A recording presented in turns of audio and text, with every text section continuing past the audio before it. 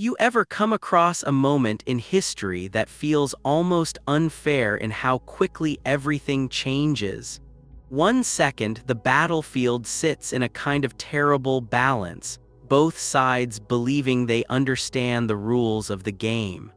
And then suddenly, something new appears, something silent and invisible, and the entire shape of the fight tilts in a heartbeat.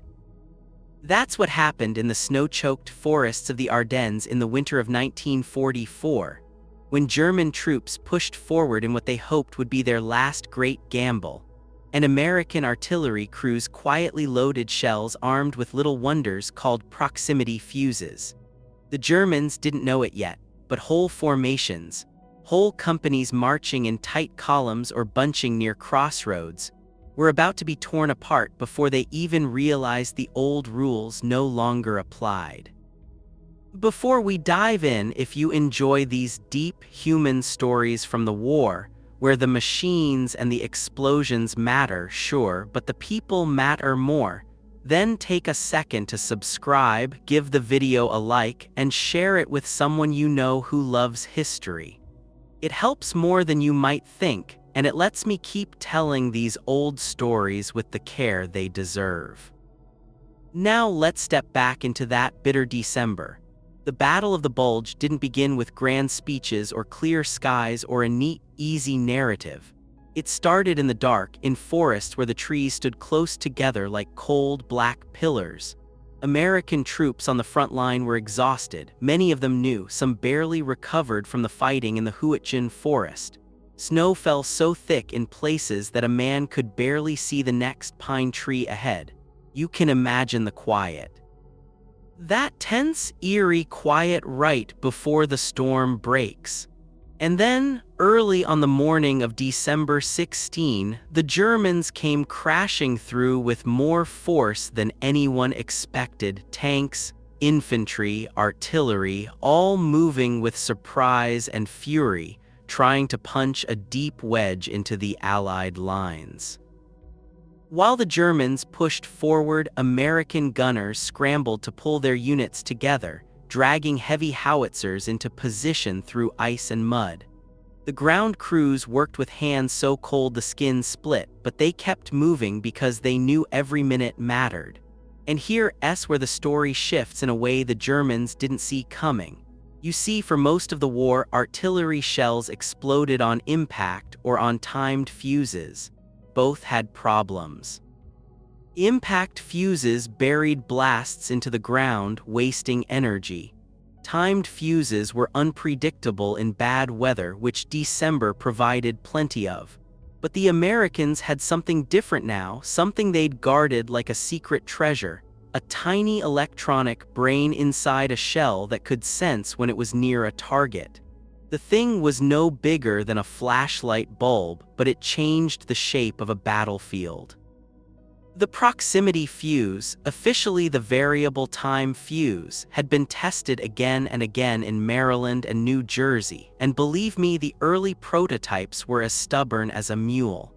One engineer joked that it felt like trying to convince a radio set to fly. But by late 1944 it worked, really worked.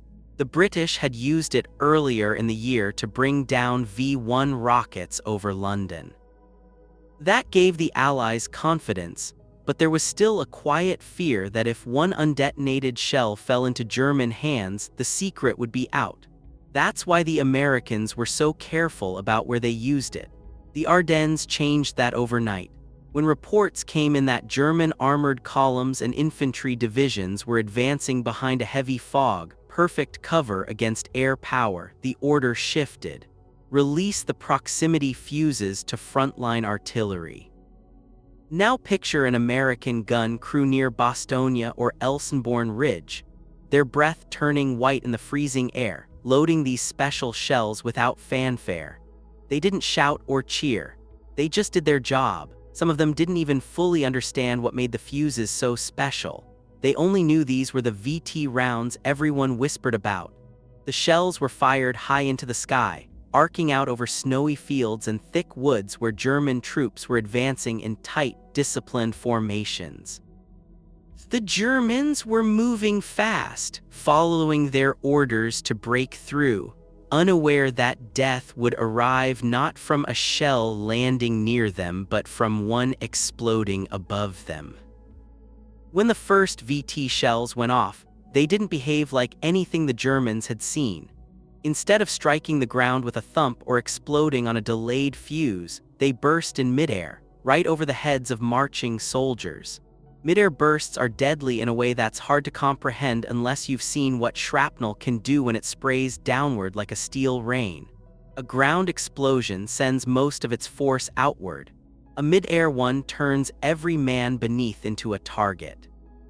The Germans looked up in shock, many of them thinking the shells must have hit the tops of trees or wires. But they kept coming. More bursts, perfectly timed, perfectly placed. German commanders later wrote that they thought at first the Americans had improved their time fuses. But time fuses don't magically adjust themselves when a shell reaches the perfect height. Time fuses can't anticipate marching troops hidden under fog. This was something entirely new.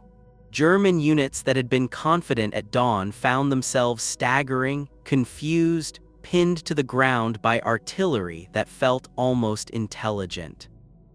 One officer wrote after the war that it was like invisible fingers reaching down from the sky, and he wasn't exaggerating one bit.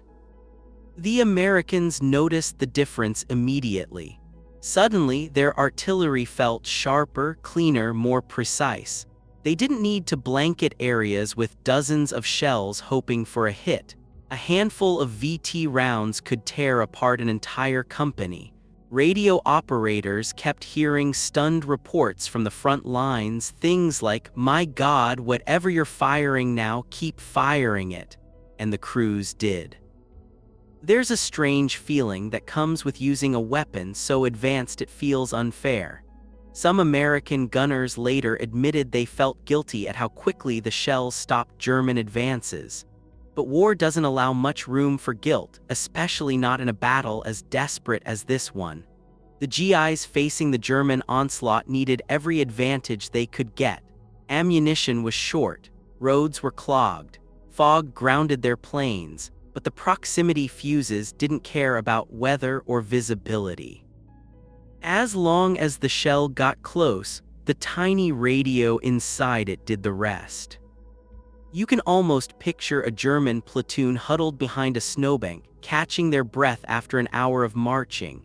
They hear the distant thud of American artillery. That's normal, that's expected. They listen for the whistling approach, knowing they'll have a few seconds to duck. But the shell never hits the ground. Instead, it bursts overhead in a white flash and suddenly everything is chaos. Men drop to the snow, wounded or stunned, wondering what just happened. The officers don't have answers.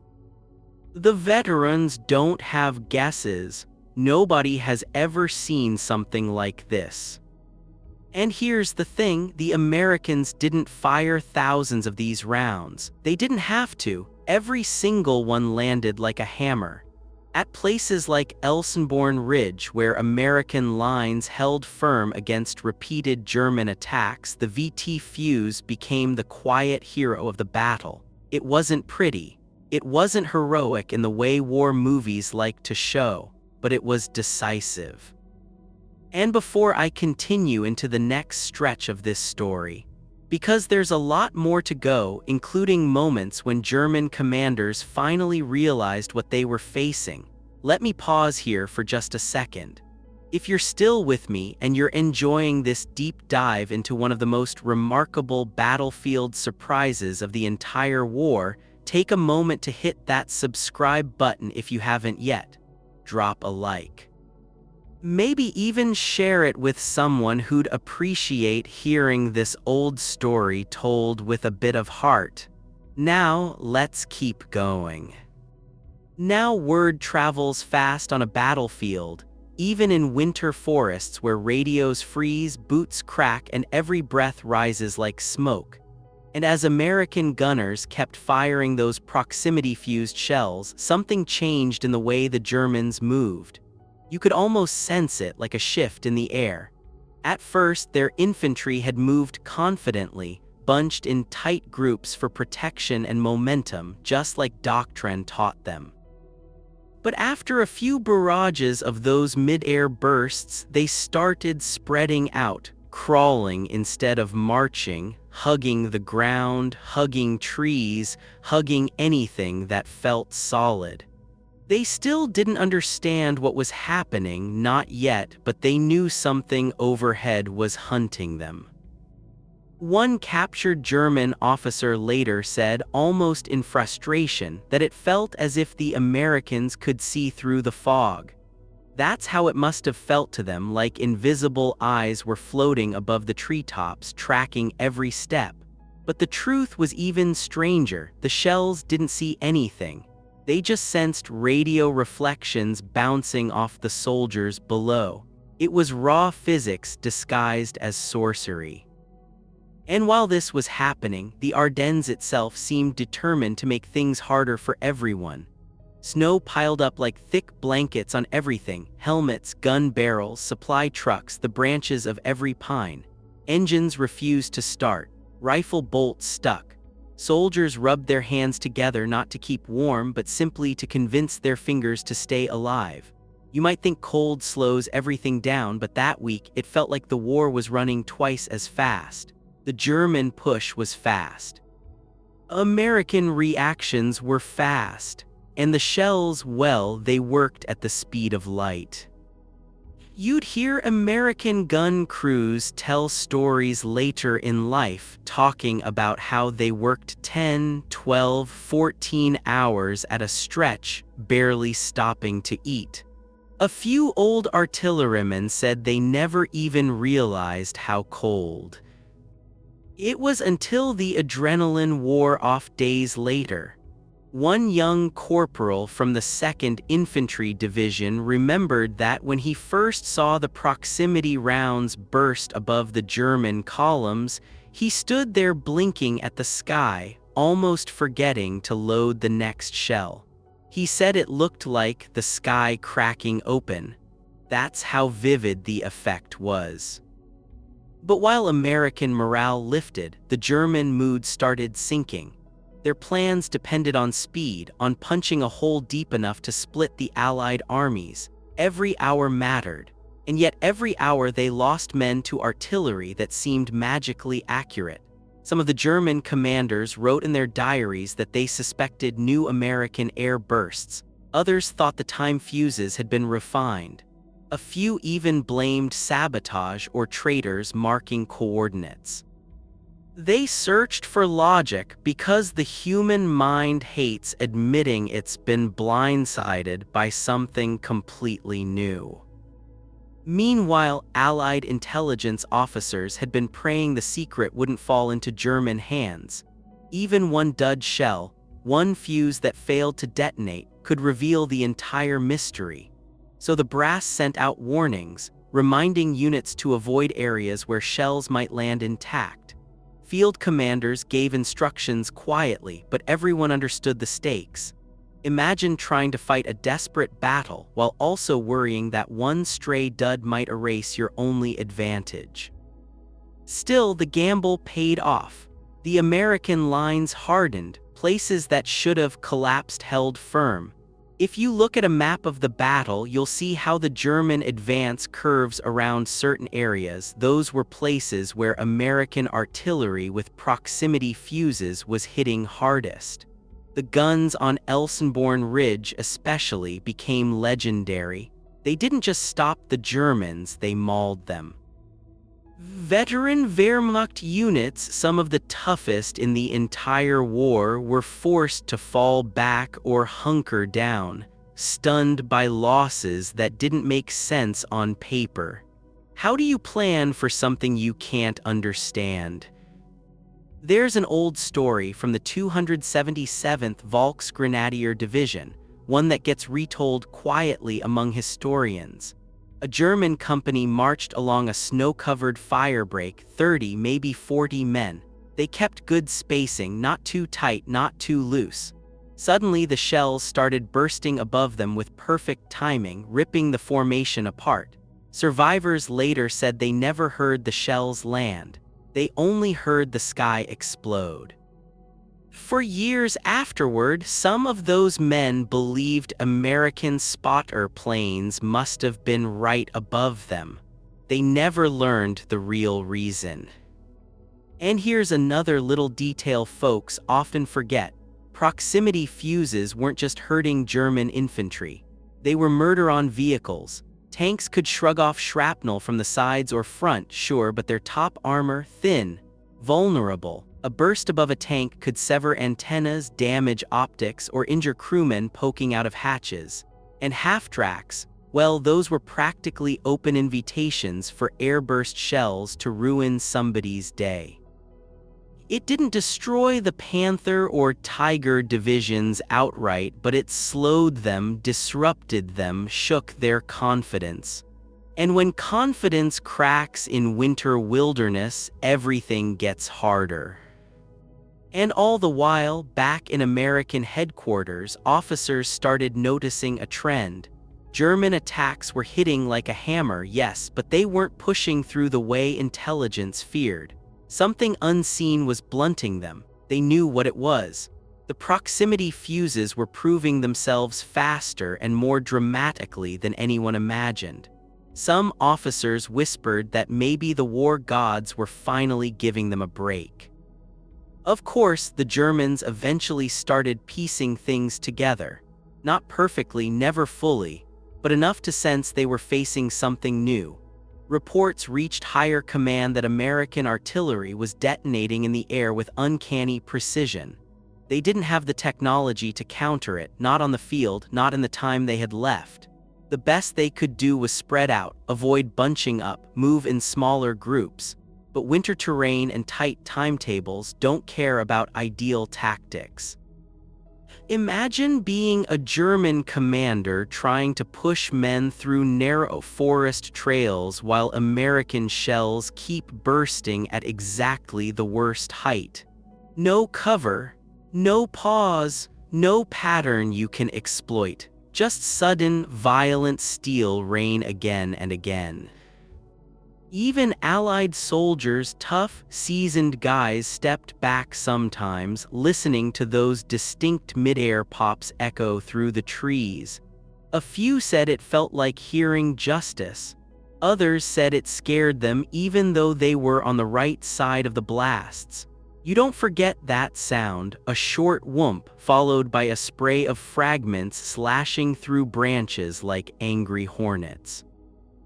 By Christmas Eve, the Germans were running short on fuel, men, and hope. High command pushed them harder, but the weather didn't ease and the artillery kept working. American units that should have been shattered held their ground. A historian once said the Battle of the Bulge was saved by three things: stubborn infantry, lucky weather breaks, and the proximity fuse. I think that's fair. You pull any of those out and the story changes. But before I dive into the final stretch of this battle, the moments when the Germans finally understood the full weight of what they were up against, let me pause for a breath. If you're still listening and this story speaks to you, take a second to subscribe if you haven't already. Hit the like button. Share the video with someone who loves diving into the human side of these old battles. It means a lot, and it keeps this old storyteller going. All right, let's keep walking through those snowy woods together.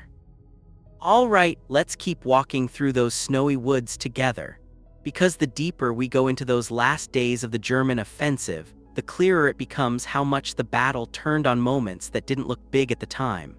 Little decisions, little bursts of luck, little bits of technology that nobody on the German side even knew existed. War is strange that way. It doesn't always hinge on grand strategy. Sometimes it hinges on a fuse no bigger than your thumb that hums softly with radio waves. As the days passed and the German advance slowed, Americans on the ground started noticing a strange shift in the way their enemy behaved.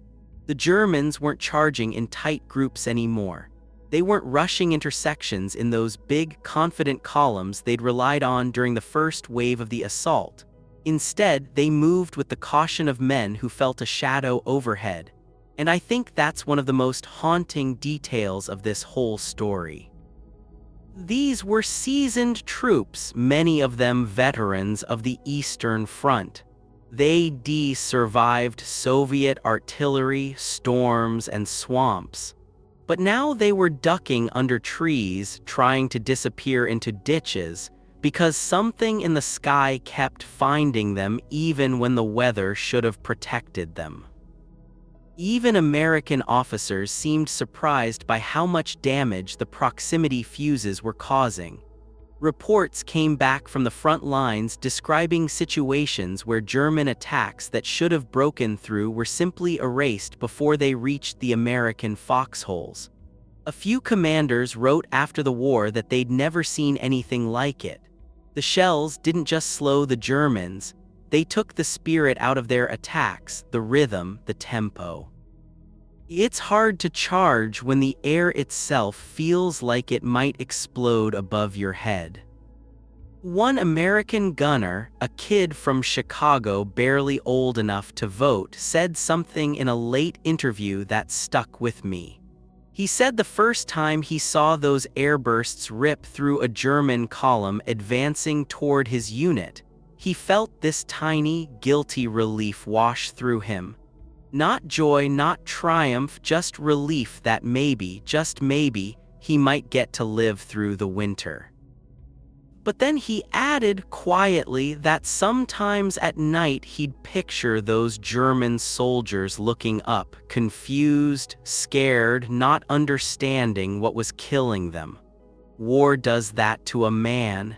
Even when you win, pieces of it stay with you forever. German diaries from the period show a creeping sense of dread, though many of the writers didn't know what they were afraid of. They just saw the results. One lieutenant wrote that his men refused to march in daylight after losing 2 platoons in a matter of minutes to American artillery fire they couldn't even see. Another officer reported that morale had dropped because the shells chased his men, which isn't how artillery is supposed to work. It must have felt like some kind of curse.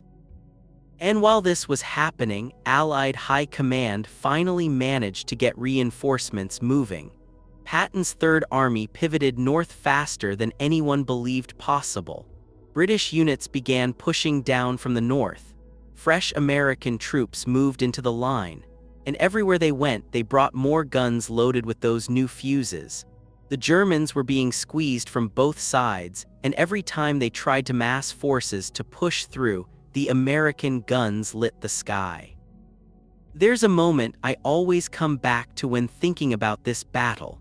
A German artillery observer, who survived the war and later wrote about his experience, described watching one of his own infantry battalions get caught in an airburst barrage. He said it was like watching snow fall upward as white puffs erupted overhead. He'd never seen anything like it. He assumed the Americans had developed some impossible timing system that let them detonate shells at the perfect height. He never learned the truth during the war.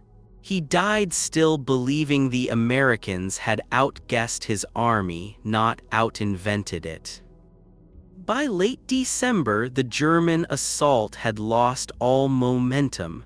Tanks bogged down, half-tracks froze, soldiers ran out of ammunition, and those terrible airbursts kept coming. The Americans had no intention of giving up the advantage now that they finally had it. Shells kept raining down day and night, and the Germans never figured out why the fuses worked so well. Some historians argue that the single greatest mistake the Germans made was not capturing a single intact proximity fuse during the entire Ardennes offensive. If they had found one, well, who knows? But fate has a funny way of protecting secrets when they matter most. And then, almost as suddenly as it began, the German attack collapsed. It didn't snap like a twig, it sagged like an old door that can't hold its own weight anymore. There were still pockets of fierce fighting, but the shape of the battle had changed. The Germans were no longer charging. They were trying to survive long enough to pull back, and the men on the ground, both sides, felt it. When American soldiers walked the frozen fields and forests after the lines shifted, they saw the aftermath of those airbursts everywhere: shredded trees, craters shallow and strange-looking, equipment torn apart by shrapnel that rained down from above instead of blasting straight across. It must have been a strange sight, almost surreal, because artillery usually leaves scars you can read like a story. But proximity-fused damage looks different. You can't trace the direction of fire. You can't see the usual patterns. It felt like the sky had been dropping knives. Years later, when veterans from both sides sat for interviews or wrote their memoirs, many of them mentioned those shells. Some American gunners talked about how proud they were to be part of something that turned the tide. Others just felt gratitude that the fuse had protected them and their friends. And German survivors, well, their tone was different. They spoke of confusion, frustration, and fear. A few of them even smiled when they told the stories, not because they found anything funny, but because time has a way of softening even the sharpest memories. One veteran said he remembered thinking Americans had angels flying above them. Imagine that, a hardened soldier thinking angels were knocking his army off balance. By January, the Germans were in full retreat. The Bulge in the Allied lines slowly flattened. The great last gamble of the German high command had failed, not because they lacked courage, not because they lacked skill, not because they lacked determination. They had plenty of all three, but courage can't overcome physics, and determination can't block shrapnel coming down from the heavens. There's a sad kind of beauty in how history unfolds. Great armies rise and fall on choices no one ever sees coming. And good men on both sides end up paying the price for ideas made far from the battlefield. But every so often you find these rare moments, like the use of the proximity fuse in the Ardennes, where human ingenuity leaps forward in a single heartbeat. And that leap changes everything. Before we head into the closing moments of this story, let me pause one last time. If you've stayed with me through this whole journey, thank you. And if you want more stories like this, more little windows into the past where human courage and human invention mix in surprising ways, take a moment to subscribe. Drop a like, share this with someone who loves these hidden corners of history. It helps more than you know, and it keeps the stories alive. Alright, let's bring this home. The snow in the Ardennes eventually melted, the forests thawed, the roads cleared, and the men who survived the battle moved on, carrying memories they didn't always talk about. Some of those memories stayed locked inside them until old age loosened their tongues. Others never spoke a word. But when you read the letters, the interviews, the quiet reflections, you feel the weight of what they lived through. The cold, the fear, the long hours, the trembling in their hands after firing artillery until their muscles burned. And for the Germans, the confusion, always the confusion, of fighting an enemy who seemed to hold a secret weapon granted by the very sky. The proximity fuse didn't win the war on its own, but it helped stop a disaster at a moment when the world couldn't afford one. And in those dark forests, it showed once again that human beings, no matter how battered, no matter how outnumbered, always find ways to adapt, to survive, to push forward when everything seems lost. It reminds me a little of another story from that war, one far away from the Ardennes, where a few brave aircrews flew deep into enemy territory on a mission that seemed impossible. They used bouncing bombs of all things, strange devices that skipped across water like stones. Those men, the dam-busters, carried the same mix of courage and uncertainty the boys in the Ardennes felt when they loaded those new shells. Both groups stepped into the unknown. Both trusted tools that seemed too strange to be real. And both proved that sometimes the greatest leaps come from ordinary people facing extraordinary stakes. When you stand at one of those old wartime sites today, maybe a river where the dam-busters flew low, or a quiet clearing in the Ardennes where artillery once cracked the sky, the world feels peaceful, almost too peaceful to imagine what happened there. But if you stand still long enough, you can almost hear echoes from a time when the world was young and terrified, and men were forced to grow up faster than they ever should have. You hear courage, you hear fear, you hear the stubborn heartbeat of people trying to do their duty. And sometimes, if the wind is gentle and the trees sway just right, you might imagine the faint hum of a fuse waking up, sensing a target below, ready to do its part in a war that asked too much of everyone and gave too little back.